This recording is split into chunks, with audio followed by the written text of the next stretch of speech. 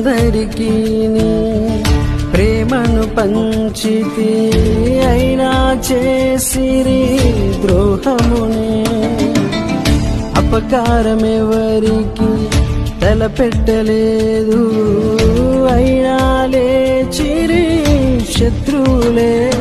నలువైపులా వ్యతిరేకతే, ఎందాక వాదించను. పలు రీతులా సంఘర్షణే, ఎందాక పోరాడాను. సమా